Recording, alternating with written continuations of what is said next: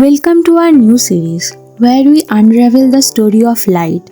In this three-part journey, we will uncover the dual personality of light. It behaves both as wave and particle at the same time. In this first part, we will dive into the story of cracking the code of light's wave energy. What if I told you that light isn't just what you see, but something far more electric, perhaps magnetic? Well, Maxwell said light is kind of electromagnetic.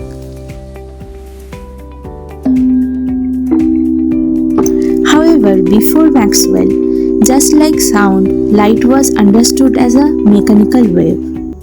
In 1801, Thomas Young conducted his famous double-slit experiment, where he observed interference pattern of light and proved the wave theory. These interference patterns are the same as ripples in water. Scientists believed that light also required a medium to travel through, like this wave needs water. Nearly 60 years later, in 1865, the brilliant mathematician James Clerk Maxwell published his groundbreaking paper, A Dynamical Theory of Electromagnetic Field. In this work, Maxwell unified theories of electricity and magnetism and predicted the existence of electromagnetic waves, and these waves do not need a medium to propagate. He also proposed that light is a type of electromagnetic wave, fundamentally shifting the understanding of light's nature. These are his famous four formulae which unified electricity, magnetism, and light. Guess what? Today we will not dive into mathematics. Rather, we will use a simple analogy to understand these waves. We call it the money analogy. Imagine bank cards as electricity and internet as magnetism. Though they serve different purposes and are used in different contexts, Maxwell showed that they are two sides of the same coin. When combined, they enable online money transaction without needing a physical medium like an ATM.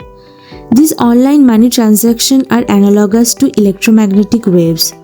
Just as online money transactions don't require an ATM, electromagnetic waves don't need a medium to travel.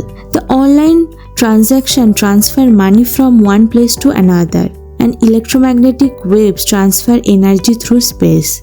In essence, Maxwell revealed that electricity and magnetism, when unified, can create a new way of transferring energy. This is an image of sinusoidal wave. The peak or amplitude corresponds to the amount of money in our analogy. Theoretically, this amplitude can be anything as large as infinity, suggesting unlimited money or energy, so the energy carried by the waves is continuous. Now imagine that in 1 second you can complete one transaction and repeat this process continuously. The number 1 represents the frequency of this transaction.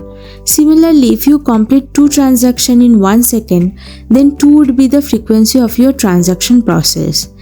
In the same way, Maxwell predicted that electromagnetic waves come in different types, each with its own frequency.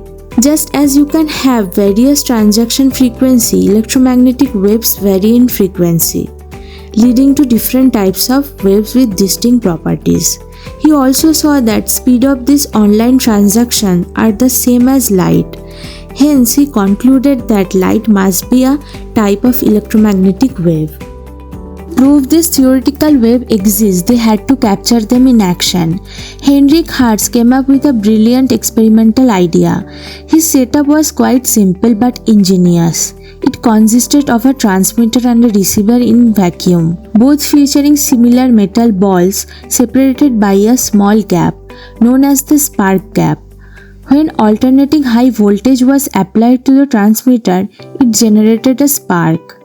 This spark created an oscillating electric field which produces electromagnetic waves. If the invisible electromagnetic wave reached the receiver, it would produce a spark there as well, proving that electromagnetic wave could travel through empty space. And he exactly observed that and proved the existence of electromagnetic waves. light became the part of electromagnetic wave spectrum, and soon after, the rest of the spectrum was uncovered bit by bit. This is the electrifying story of the discovery of electromagnetic waves that magnified everything we know about light.